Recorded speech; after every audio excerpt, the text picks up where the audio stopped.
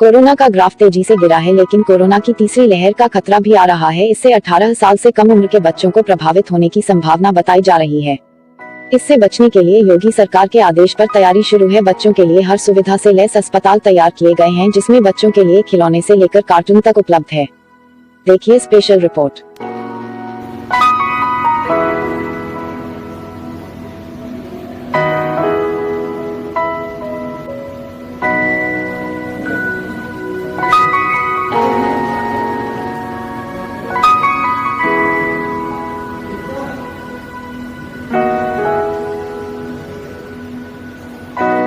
जी हां, यूपी में कोरोना की तीसरी लहर की संभावना को देखते हुए अस्पतालों में पीआईसीयू पीडियाट्रिक आईसीयू वार्ड बनाए गए हैं।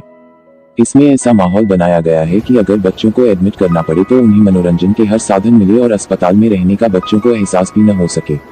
पीकू वार्ड में बच्चों को कार्टून खिलौनों से लेकर किताबों तक की सुविधा उपलब्ध कराई जाएगी। दरअसल ये सब इसलिए हो रहा है क्योंकि कोरोना से पीड़ित मरीजों के बाहर आने जाने में पाबंदी होती है। मरीजों को आइसोलेशन में रहना पड़ता है। अगर बच्चों को आइसोलेशन में रहना पड़े तो उस समय बच्चों को अकेलापन न महसूस हो सके और बच्चों का माइंड डाइवर्ट हो सके। जी हां, जनपद फतेहपुर में भी जिला अस्पताल में 100 बेडों व सीएचसी स्तर पर 40 बेडों के पीकू वार्ड तैयार किए गए हैं। यहां जांच से लेकर ट्रीटमेंट तो मुफ्त होगा ही, इसके साथ ही बच्चों के लिए हर सुविधा का ख्याल भी रखा जाएगा। फतेहपुर में सामुदायिक स्वास्थ्य केंद्र, जहानाबाद, थरियाम, खागा, बिनकी में पीकू वार्ड बनाए गए हैं, जहां oxygen, ventilator, warmer, x-ray, echo machine, oxygen concentrator, दवा आदि पर्याप्त मात्रा में मौजूद है।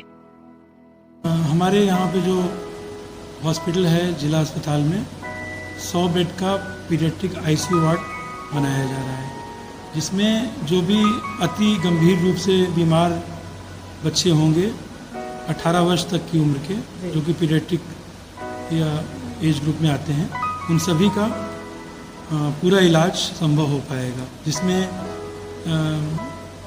जिस तरह से भी जैसे बच्चा जिस हालत में आता है उसके हिसाब से उसको पर्याप्त मात्रा में औषधियाँ और मशीनें जो कि उसके फेफड़ों के सपोर्ट के लिए इस्तेमाल की जाती हैं, जैसे कि सीपैप मशीन है, बाईपैप मशीन है और वेंटिलेटर की सुविधा उपलब्ध रहेगी।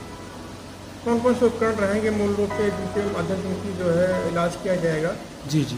और ये क्या आगामी तीसरी लहर को दृष्टिगत जी जी जी आगामी तीसरी लहर में ये अनुमान लगाया जा रहा है कि इसमें बच्चों के प्रभावित होने का अनुमान ज़्यादा है, इसलिए हमें पहले से तैयारी बनानी है कि ऐसी कोई अगर ज़्यादा क्राइसिस होती है तो उसमें हम पूरी तरह से तैयार रहें। तो इसके लिए हम यहाँ पर ऑक्सीजन की पर्याप्त सुविधा है, ऑक्सीजन के सारे बेड अवेलेबल हैं। उसके अतिरिक्त जो सीपैप मशीन होती है, जो कि ज़्यादा गंभीर अवस्था में या जब फेफड़ों में ज़्यादा संक्रमण हो जाता है और ऑक्सीजन लेवल कम हो जाती है, जो कि ऑक्सीजन देने के बाद भी बच्चा उसको ऑक्सीजन लेवल मेंटेन नहीं कर पाता है, तो उस कंडीशन में हमें सीपैप मशीन पे डालना पड़ता है, तो वो भी पर्याप्त मात्रा में यहाँ उपलब्ध रहेंगी। उसके बाद अगर तीसरा स्टेप होता है कि जब सीपैप मशीन भी काम नहीं कर सके और बच्चा और ज़्यादा गंभीर हो तो उसको वेंटिलेटर मशीन पे डालना पड़ता है, तो वो वेंटिलेटर मशीन की भी सुविधा यहाँ उपलब्ध है। इसके अलावा जो मल्टी पैरा मॉनिटर होते हैं, एक्सरे, डिजिटल एक्सरे है और इको मशीन है, ये सारी सुविधाएं यहाँ पर उपलब्ध रहेंगी। और जो भी देखिए, आगामी जो तीसरी लहर की संभावना है उसके लिए हमारा जनपद पूरी तरह से जो है तैयार है। हम लोगों ने पीकू वार्ड भी 4 CSC पे बनवा लिए हैं। जो 4 CSC हैं, एक है हमारी जहानाबाद है, एक हमारी थरियाव है और खागा हदगांव। ये 4 CSC में हमारे 10 आइसोलेशन वार्ड हैं, 2 HDU वार्ड हैं, बेड हैं, टोटल 12 बेड हैं। इसके सारे ऑक्सीजन युक्त हैं, उन पर बाईपैप भी है। किसी प्रकार की कोई जो है अभी दिक्कत नहीं, मेडिसिन सारी सब कुछ है। हम लोगों ने उनकी ड्यूटी भी लगा दी है पीडियाट्रिशियन की। हम लोग हर तरह से पीकू वार्ड की तैयार करने के बाद जो तीसरी लहर से लड़ने के लिए हर तरह से सामर्थ्य। किस तरह से सुविधाएं मिलेंगी? हमारे सुविधाएं ये मिलेंगी, जो भी आएगा हमारे उसमें हर चारों CSC में एक पीडियाट्रिशियन बच्चों का डॉक्टर जो होता है वो रहेगा, अराउंड द क्लॉक डॉक्टर रहेगा, स्टाफ नर्सें हैं, हर बेड पे ऑक्सीजन लगी हुई है।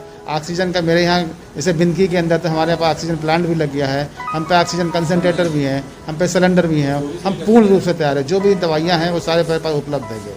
हम हर तरह से लड़ने के लिए, उससे निपटने के लिए